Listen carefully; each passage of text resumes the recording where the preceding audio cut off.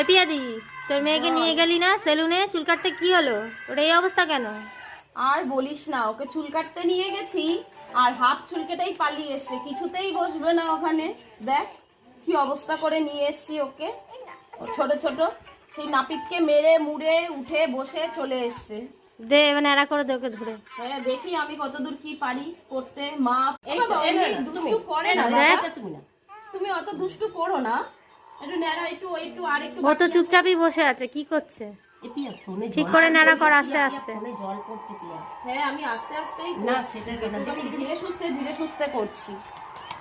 কোনোদিন তো করিনি, কিন্তু ওর জন্য এখন আমাকে নাপতানি হতে হয়েছে, আমার মেয়ের জন্য আমাকে। বাবাই আস্তে আস্তে করতে দাও। কোথায় তোমার ফোনটা? কই দিচ্ছি, দাও ওকে একটু ফোনটা দাও। ফোনটার মধ্যে জল পড়েছে।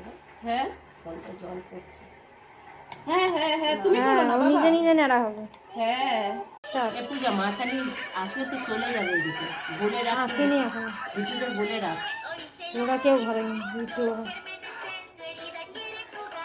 আমার ঘরে যেতে। এই বাবা পূজা দেখ জল নিয়ে মাথায় দিচ্ছি কিন্তু।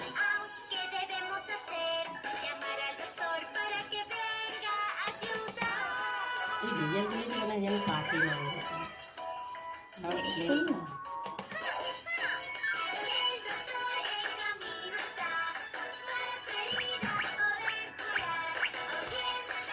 ওর মধ্যে হাত দেয় না, করে দিচ্ছি। বললাম তো। এই পিয়াদি বল। পুচকি পুরোপুরি ন্যাড়া হয়ে গেল তাহলে? হ্যাঁ ন্যাড়া করে দিলাম, দেখ না কত কষ্টে ন্যাড়া করলাম, কার্টুন দেখিয়ে চিপস খাইয়ে, তাও এখানে সুস্থভাবে একটু বসলো, তাই বলে ঠিক আছে, বাচ্চা মানুষ আর কি আর ন্যাড়া করতে দুজনা লোক লেগেছে।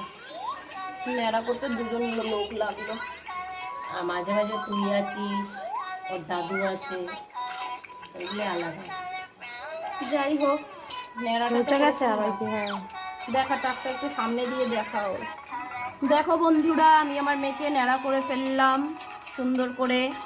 আমার টাকু বেবিকে টাকু হয়ে গেছে, এবার তাড়াতাড়ি সুন্দর করে চুল উঠে যাবে।